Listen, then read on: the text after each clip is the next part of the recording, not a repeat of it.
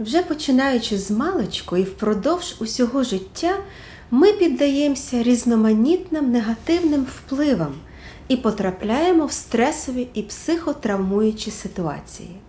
І з більшістю ситуацій ми справляємось добре, адже наша нервова система має потужні ресурси захисту. Проте іноді негативні події забирають у людини здатність жити повноцінним життям. Моє сьогоднішнє відео присвячується психотравмі. Я буду обговорювати механізми її розвитку, а також причини, типи, наслідки і зупинюся на найбільш ефективних доказових методах лікування. Тож, залишайтеся зі мною і не забудьте підписатися на мій канал та натиснути на дзвінок сповіщень, щоб ви не пропустили жодного мого нового відео, яке я публікую щотижня.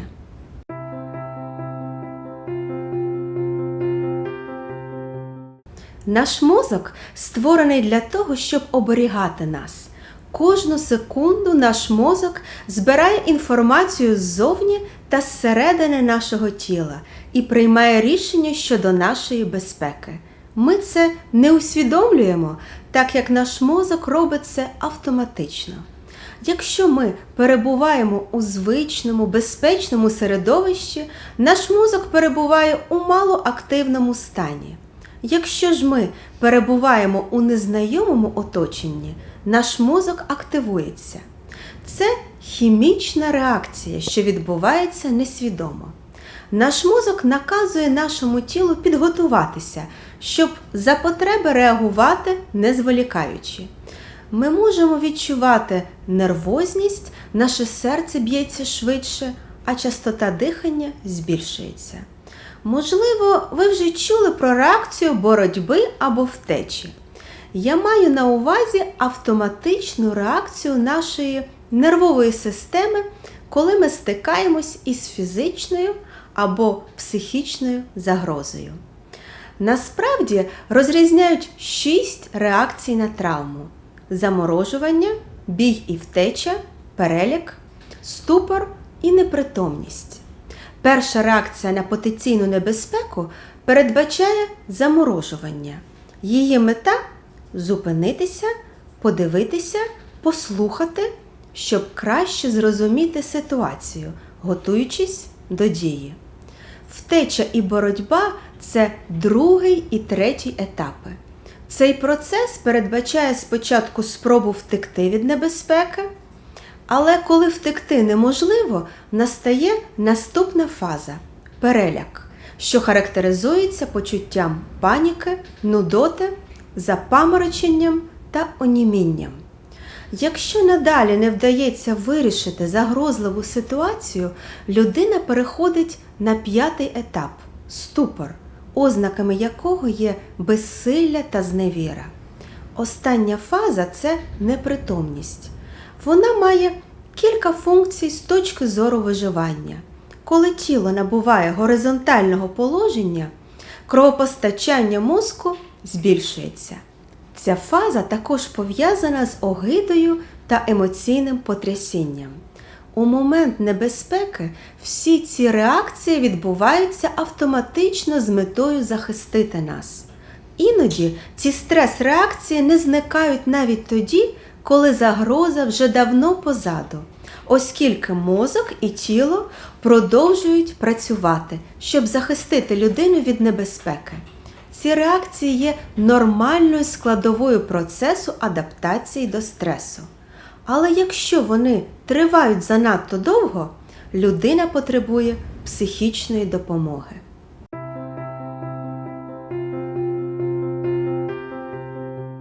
Психотравму можна визначити як емоційну реакцію людини на вкрай негативну подію.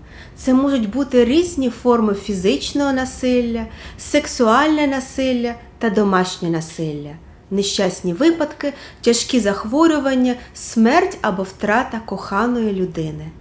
Приклади травмуючих обставин можуть бути такі жахливі події, як війни, стихійні лиха чи викрадення і поневолення людей.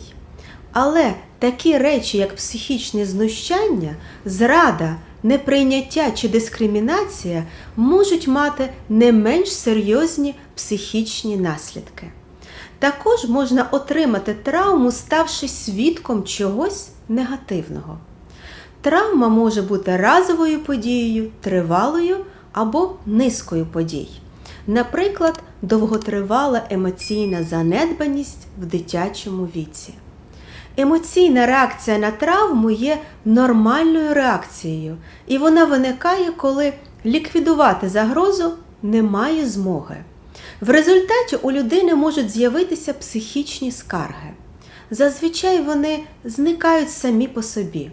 Наш мозок має здатність переробляти травматичні події і відновлюватись.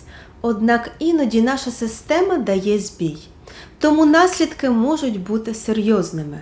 У такому випадку симптоми не зникають самотужки, і професійна допомога вкрай необхідна.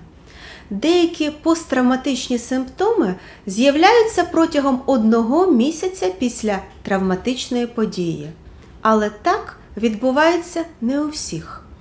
Деякі неперероблені травми не дають про себе знати роками, навіть десятиріччями. Симптоми можуть з'являтися пізніше, в певний момент життя. Ми часто бачимо випадки, коли людина роками жила у так званому режимі виживання. І стара травма активується саме в стабільний період життя, коли скаржитись, здавалося б, немає на що. Травматичний досвід кожної людини є унікальним. У деяких людей розвивається кожен симптом, тоді як у інших розвиваються лише деякі.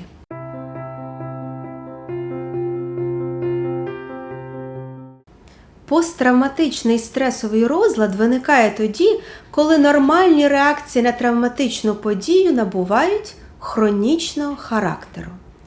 Посттравматичний стресовий розлад – це психологічний стан, який включає проблеми зі сном, кошмари, нав'язливі спогади про травму, високий рівень настороженості, негативні переконання про себе чи інших і проблеми з концентрацією уваги. Навіть якщо подія вже давно у минулому, люди перебувають у постійній напрузі, адже їх постійно переслідує відчуття загрози. Їм здається, що жахлива подія може повторитися будь-якої хвилини. Травма також впливає на здатність мислити і робити висновки. Люди можуть постійно відчувати сором чи провину. Зазвичай люди схильні відштовхувати чи уникати болючі почуття.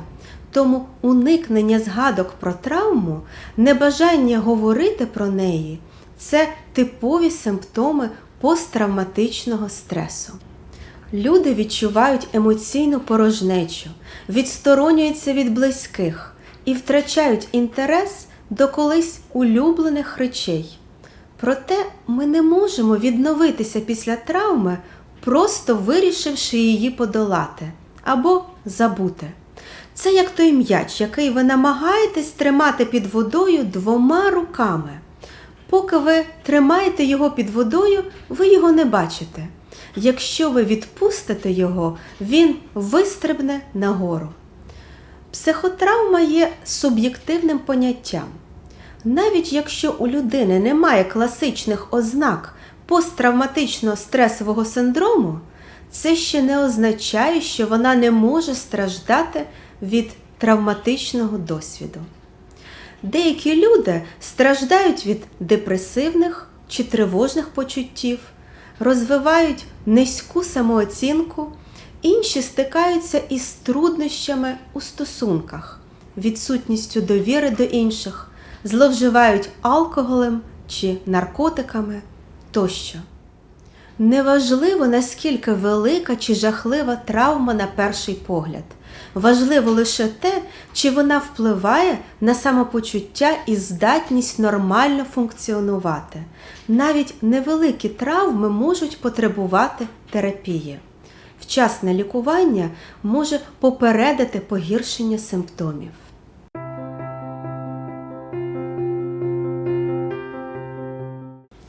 ЕМДР – це один із найбільш ефективних, міжнародно визнаних методів лікування психотравм, і, зокрема, посттравматичного стресу. Під час ЕМДР людина концентрується на певних елементах травматичної події, тоді як терапевт відволікає її рухами очей, звуковими сигналами та іншими завданнями. ЕМДР має на меті допомогти переробити та інтегрувати травматичні спогади. В результаті травма починає втрачати свою емоційну силу, а симптоми зменшуються. В одному із моїх наступних відео я докладно розповім про цей метод лікування. Когнітивно-поведінкову терапію також часто використовують для лікування. Цей вид психотерапії допомагає людям змінювати свої моделі мислення, впливаючи на емоції та поведінку. Серед інших ефективних методів хочу відмітити класичну експозиційну терапію і наративну експозиційну терапію. Медикаменти не можуть вилікувати травму або посттравматичний стресовий розлад. Але медикаменти можуть допомогти людині тимчасово полегшити такі симптоми, як тривога, депресія та розлади сну. Ліки можуть бути особливо корисними, коли симптоми настільки виражені, що людина не в змозі брати участь у психотерапії. Але саме психотерапія допомагає подолати причину травми. Беручи участь у групі підтримки для тих, хто пережив психотравму, людина отримує можливість почути історії та думки інших учасників. Така група може допомогти почувати себе менш ізольованим і менш самотнім. Завдяки групі підтримки можна побачити нові для себе способи подолання проблеми. Підводячи підсумок, я хочу наголосити, що реакції на травму є нормальними. Більшість людей засмучені і збентежені після травматичної події. Деякі мають сильнішу стресову реакцію, ніж інші.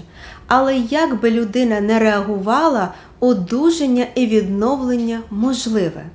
Сподіваюсь, ця інформація була вам корисною. Підтримайте це відео лайком, діліться з друзями та не забудьте підписатися і увімкнути дзвіночок сповіщень. Дякую за перегляд, до зустрічі!